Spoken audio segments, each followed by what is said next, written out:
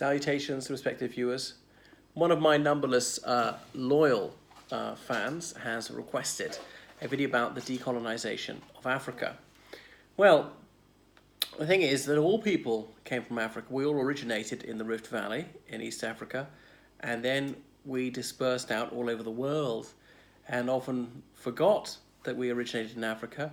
Of course, some people didn't leave the continent and they didn't travel very far. And what does it say about those people who stayed very close? Maybe they were sensible, saved themselves a journey. It's warm, most of the continent, particularly in the middle of the continent, don't need much in way of clothes, right? Whereas the further you are, in the coldest reaches of the world, you need a lot of clothes to survive. Africa, well, at least around the equator, is very fertile. There's sort of plenty of fruit and vegetables to pick which grow naturally. You do have to do some farming, animals to hunt, some herding as well on the Great Plains of cattle. So it's easy to survive there.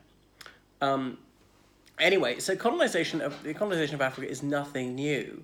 People are often talking about European colonization of the 19th and 20th centuries. Well, sort of particularly Western European colonization. But let's not forget there were, in ancient times, certainly on the coast of North Africa, there were Greek and Phoenician colonies. The Greeks invented the word colony, but for them it meant a settlement, where Greek people would go and find an inhabited or uninhabited part of the coast and just live there, drive out the local people, possibly assimilate the local people. That was it, and it would be an offshoot of Greece. There was land hunger in Greece, only about 20% of which is arable, and that's why they sailed around the Mediterranean, but they didn't penetrate much inland, so the hinterland remained untouched by them, though some venturesome Greek circumnavigated the whole continent, we are led to believe. So the Phoenicians were there in Tunisia, became Carthaginians, blah, blah, blah. Then the Romans defeated them. The Romans conquered North Africa. But again, they didn't go too far inland. That was that. You can see their ruins at Volubilis in Morocco. And obviously, Alexander the Great, he briefly conquered Egypt, but his descendants of one of his generals ruled it for many centuries. So then came Islam in the 7th century AD, starting in Saudi Arabia and Mecca, and exploding out all through the Middle East, including the bit of the Middle East which is North Africa, going as far as Morocco, or going far south of Somalia. Obviously some Arabs going to Zanzibar, Tanzania, blah, blah, blah, but not being a majority Islam, not being a majority religion much further in from the coast, going down to Senegal, northern Nigeria, blah, blah, blah. And so a lot of these countries became Arabic speaking, and the Berber language and other languages were discouraged. Remember, Egypt had been a primarily Christian country until this happened. Only about 10% of Egyptians are Christian now. So, 1492, the Africans had colonized a bit of Europe, Spain and Portugal, though they weren't really Spain and Portugal at the time. But anyway, 1492, they were finally defeated and driven out, or else pressurized into converting to Christianity. Apparently, this Spanish habit of eating so much pork comes from that time, to see whether you were a Muslim only hiding it, just outwardly conforming to Christianity, offer you some pork and look for the grimace on your face. And then they could tell that deep down you're a Muslim. Anyway, so the Spanish defeated the Moors, that's the North African Muslims, and on the Spanish flag you'll see the motto, plus ultra, even further. The momentum of the Reconquista carried them over the Straits of Gibraltar into Africa, which is why they still own Ceuta and Melilla, and they conquered Morocco. They said they ruled northern Morocco right up into the mid-20th century. Tangier being an international zone, not just Spanish, until 1950 or so. So, 1492 was also the year that Columbus reached the American continent, and Europeans became distracted by the American continent, the New World as they called it, sailing to Asia, largely disregarded Africa. But over time, certainly from the early 17th century, Europeans were trading with Africans all along the west coast of Africa, and these African realms, Ashanti or Songhai, Kanem, and so on, they were fighting each other. Those who were defeated were taken into servitude and sold on. We'd had chattel slavery in Europe, even at this time. So thraldom was the norm in many countries. I know it's dreadful, it's grossly unjust, but that's what happened. So Africa's main export from then on appeared to be the human species. Those who were defeated in battle or sold into servitude and taken in utterly abominable conditions across the Atlantic Ocean, particularly to work in the Caribbean and the mainland American continent, all the way from the United States, what became the United States, right down to Brazil. Of course, at the same time, Africa was suffering the depredations of the slave trade from Arabia, raiding for slaves in all sorts of countries and taking people off to live in abominable conditions. So the Dutch were sailing to Indonesia, the Dutch East Indies, and in 1652 they set up a vegetable garden at the Cape of Good Hope, that turning point in Africa, Cape Town as we now call it, Kaapstad, there under Table Mountain with its tablecloth above it, as in its white cloud. Because it was free from the tsetse fly, it had an agreeable climate, it was fertile, it was ideal. But the Dutch people who settled there, they grew and grew, more people lived there. Often Dutch orphans were sent there, young Dutch women to find husbands, and all the rest of it. And they attacked the local people, enslaved them. Some of these white men had children with local women, because not so many Dutch women came. So there's some mixed race people, coloured people as they call them from that time. And gradually the Dutch conquered more and more there. But they started to call themselves Afrikaners, those Dutch immigrants. And their version of Dutch they started to call Afrikaans. So the Portuguese set up Fort Jesus at Mombasa and on and on. But anyway, even by the late 19th century, Europeans only ruled little sections of the coast of various African countries, hadn't got very far inland. And there wasn't a huge amount of settlers rather than South Africa. South Africa was the most popular place to settle because of the climate.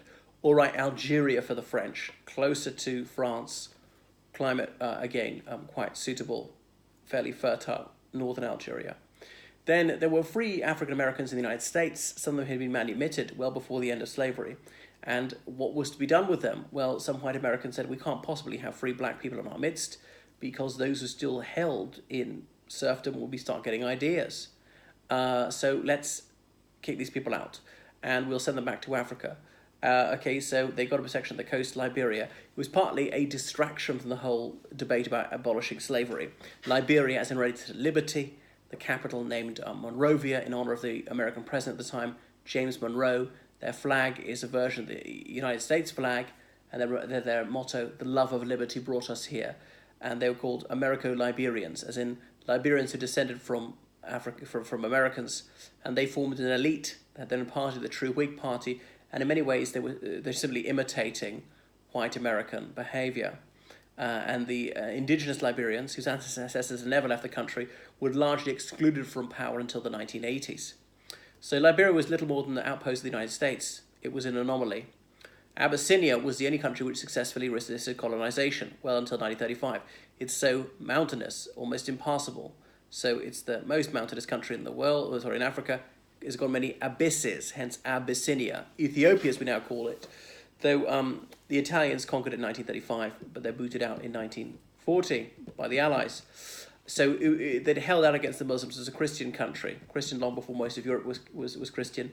And indeed, they got the Ark of the Covenant there, guarded by a single monk, and he only passes on it to when he's about to die, chooses his successor. We're not allowed to authenticate it for ourselves. What else would I say about that? The British had briefly defeated the Abyssinians way back in the 1860s when they'd locked up the British ambassador. The United Kingdom could very easily have annexed it, but chose not to do so. So I won't tell you all about colonization, 1885, the Congress of Berlin. You should read the Scramble of Africa, The Scramble for Africa by Thomas Pakenham. I found absolutely scintillating. And the supposedly aims of colonization were to end slavery, to raise people's level of civilization, as in bring them healthcare and literacy and modern methods of agriculture, transport, bring them the latest inventions in terms of technology and all that. Some of this was self-serving. Obviously, it was to benefit all these European countries who were doing it, and as well as the Africans. You might say that the Europeans were chiefly actuated by self-interest, and there's a large measure of truth in that. Nowadays, people think it's appalling, but I shan't pass judgment. Right, the end of the First World War. Well, Wilson promulgated his 14 points, one of which was self-determination. The people of a country should choose for themselves whether they wish to remain united with the larger entity, or to become independent, or what. A country, what is a country? How big does it have to be to count as a country? That is the imponderable question. Anyway, the French and British never accepted this. It was one of Wilson's points. But then the Versailles Treaty, all the Paris peace treaties, one of the things they did set up was to set up the League of Nations.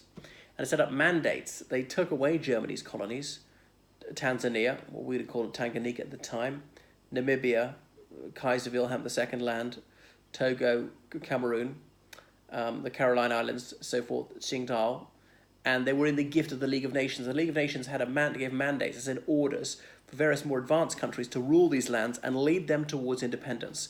That was an innovation. But many people assume that independence for these parts of the world would be centuries away, and the reason for them being under the aegis of a country with a higher level of technology and so on was because they were unable to cope for themselves, and they required the tutelage and leadership of a country which was more sophisticated. You might say that's thinly veiled racist language. But anyway, that was the legal rationale given. So there was this growth of nationalism in the 1930s. Self-determination that applies to us. We have determined we wish to become independent. There was the Indian National Congress, founded in 1885, and there was an Indian community in Kenya and South Africa, spread their ideas. Gandhi was there, and some black people began copying them. Now, in many British colonies, there were legislative councils in the mid-19th century, not just for the white immigrants, but also for the indigenous people.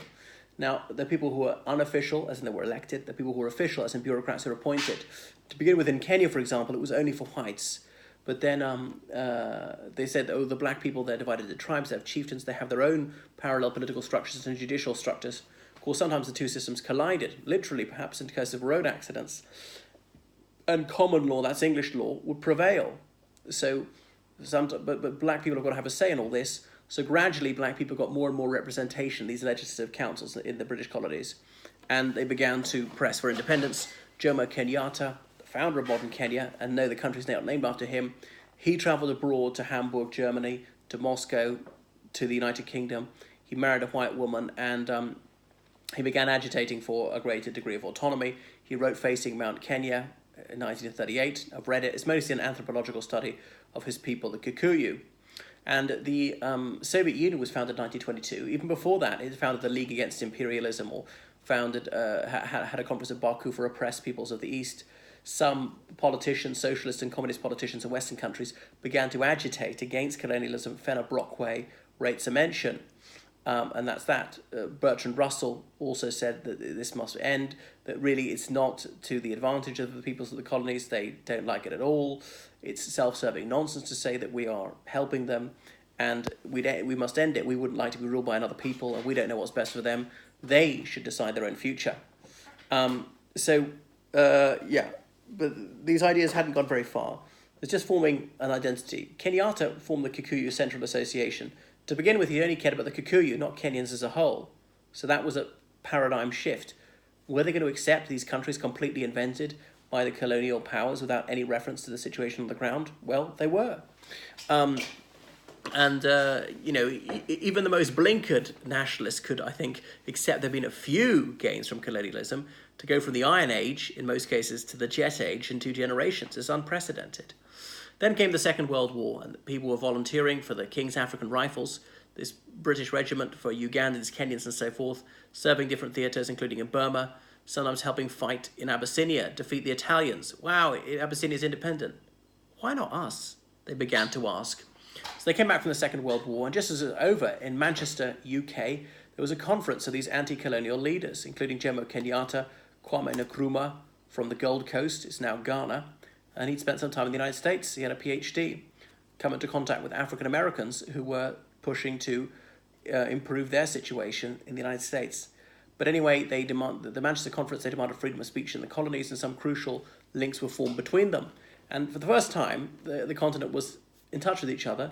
People, let's say from Egypt or from South Africa, indigenous Africans, having a common language, English. Now, of course, there's only a tiny elite who could speak English, but even so, we often talk about divide and rule. If anything, it was uniting and rule through the telegraph, then the telephone, railways, then planes, a common language, print media, eventually the cinema and all the rest of it.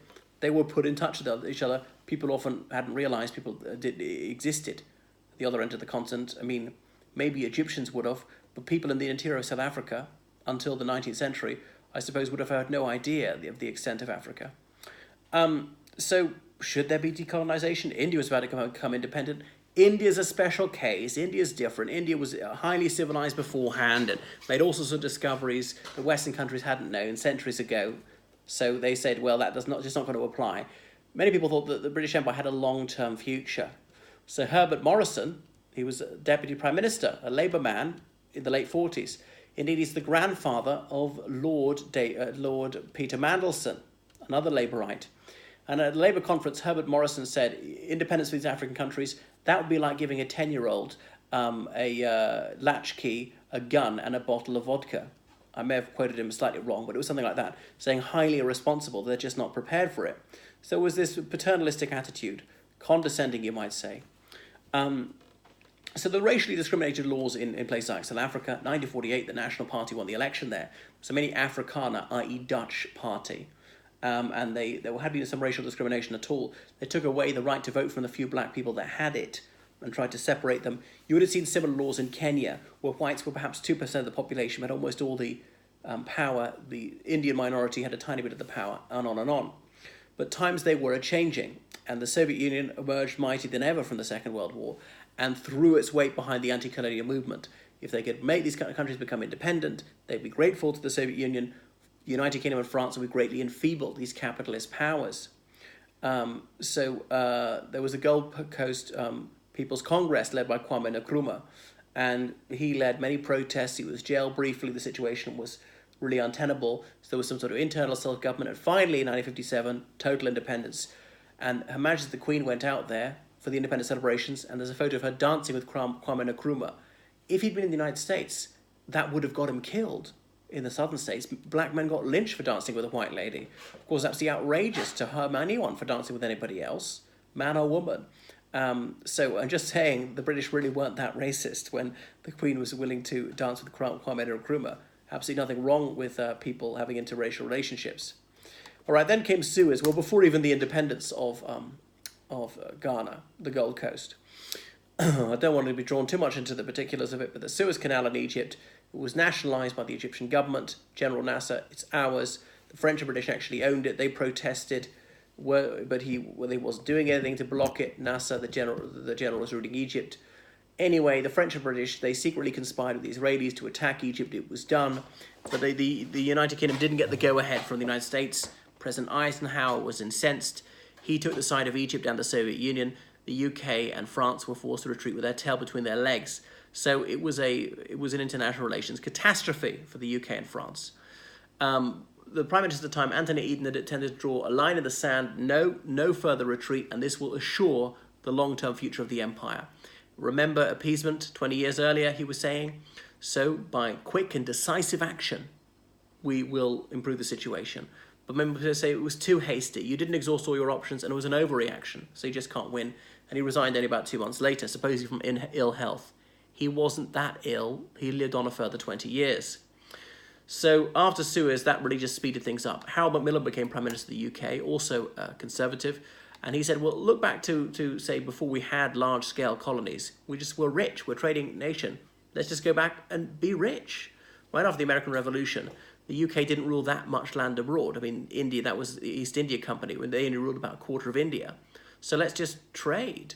And these things are a millstone around our neck, as Disraeli said. They cost us more than we get out of them. Fine. They want independence. You can have it, and we'll do that as quickly as possible. And Ian MacLeod was one of the Conservative cabinet ministers who helped this happen. So within 6 years, there were almost no colonies left. So Macmillan went to Cape Town and gave a speech at the South African Parliament saying, a wind of change is blowing through this continent from north to south. Whether we like it or not, that is a political fact. Nationalism is a political fact. And then who had to respond? The South African Prime Minister. I can't remember his name. Was it Hendrik Verwoerd? No. Anyway, and he was stunned. He was an Afrikaner. He spoke flawless English. And he felt this was very undiplomatic, was mortally offended. I think Macmillan was suggesting that the white community in South Africa could not keep political power all to themselves. They had to dismantle apartheid and share with the black majority. So it didn't go down very well. That was Macmillan. And a club was founded in the UK in response to this. It was a speech on a Monday, the Monday Club. Because then there was Rhodesia, which is now Zambia and Zimbabwe. And in southern Rhodesia, i.e. Zimbabwe, whites are about 6% of the population. They had lots of farms, and they had the lion's share of the political power, most of the wealth. So they could have independence too, all right. London said yes, but you must give the black majority most of the political power. The black community is about 90% of the population. They don't necessarily have to have 90% of the power. It could be 80% of the representation, something like that. But you can't rule the roost by yourself any longer. So the most of the white community in Zimbabwe refused to accept that.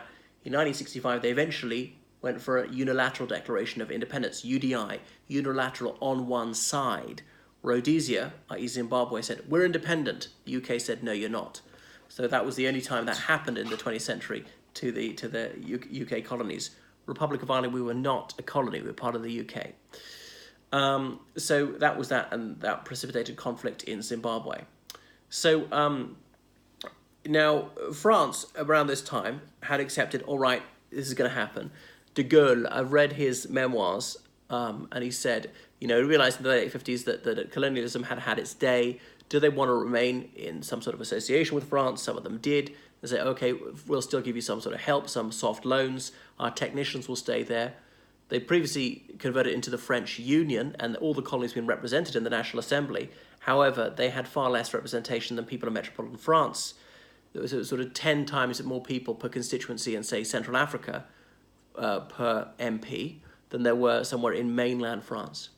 So they almost all accepted except Guinea. And de Gaulle said, fine, we're not helping you at all. But that meant loads of people there who were highly educated, were French government employees, whether black or white. And de Gaulle said, come home to France, and they did.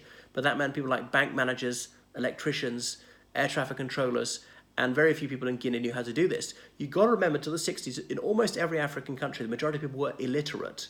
It's hard to realize that now, 60 years on. But in Algeria, it was different. Up to 20% of the population were French citizens, mostly of French stock, some of Spanish, Italian. Some of them were Arab or Berber Algerians who'd taken French citizenship because they were fluent in French and willing to serve in the French army, blah, blah, blah. So there was a Front Libération Nationale, FLN, launched a separatist uprising, and they fought on for years. Eventually, de Gaulle threw in the towel and withdrew. However, the Les Pieds Noirs, Blackfeet, as in French citizens who lived in Algeria, in some cases for 130 years, said, no, it's outrageous, we're going to fight. There was almost a coup d'etat. Some paratroopers in Algiers, French paratroopers, were preparing to fly to Paris, have a parachute drop over Paris and seize power, a military junta, because de Gaulle had betrayed them, like Pétain had betrayed the country 20 years before, but he was giving in to terrorism as they saw it. And in the end, it didn't happen. Several attempts to assassinate de Gaulle, and those who tried to plot against him were executed by firing squad. Watch The Day of the Jackal, all about it. But anyway, so the British didn't fight in these places, said, okay, you can have independence. Right decision, wrong decision. Well, they'd seen when people attempted to resist this, the French in Indochina, that's Vietnam, the Dutch in Indonesia, and eventually the Portuguese, because I think it was Antonio Salazar de Oliveira, the dictator of Portugal. He said, we have Estado Novo, a new state, and it's good for all these people in Angola, Mozambique, Guinea-Bissau, and the Cape Verde Islands. That is Portugal. We have this multi-continental empire. Lusitania, that's what we'd call Portugal. African Portugal, Indian Portugal, that's Goa. Well, that had been taken by India in 1961 by force. East Timor, say, no, we're going to fight. No, completely different. We're going a separate path. This is Portugal. We'll never ever give up. By the way, in case of Angola, we've been there since the 16th century. Since long before any of the other African countries were thought of.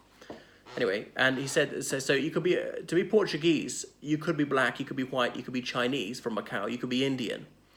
But you had to be fluent in Portuguese, and you had to be Christian, and you had to be willing to serve in the army, blah, blah, blah. So there were some people who were assimilated, black Portuguese people, but very, very few. And there was some forced labor there for those who were not citizens. Anyway, in the mid-60s, Marxist-inspired separatist rebellion started in all these African colonies, and it was amazing the Portuguese managed to hang on to 1974. And eventually the cost of it was so high, there was the Carnation Revolution. April 1974, finally the military overthrew the new Portuguese leader, Caetano, and carnations were in bloom, so people stuck carnations in the guns of some of these soldiers. These soldiers had mutinied, and Portugal became a democracy. So Caetano, and he fled to Brazil, where he died 10 years later. Anyway, the new Portuguese government rapidly negotiated with the rebels in the African colonies and granted independence as soon as they could, early in 75, because it was eating up so much of the budget. Djibouti, the French hung on there till 1975. Well, that's a little bit about decolonisation. I've talked in other videos about Zimbabwe. It's an unusual situation. Obviously, what was going on in South Africa was not a colonial situation, since South Africa had been internally self-governing since 1910. And 1962, efforts were made to expel South Africa from the Commonwealth. The Sharpeville massacre had been the year before. And South Africa at that stage was a Commonwealth realm, the Union of South Africa. Elizabeth II was the Queen of South Africa. It was not just a Commonwealth republic. Like India is a Commonwealth republic. The Queen is not their head of state, but South Africa had the Queen as their head of state. And the process was entered into in order to boot South Africa out. South Africa held a referendum, do you want a republic? And that won by a small majority. So South Africa said, declared a republic, and we're leaving the Commonwealth. They could have declared a republic and stayed in the Commonwealth, but they chose to leave. So that was that. So obviously London had not been controlling what was going on in South Africa, not since 1910.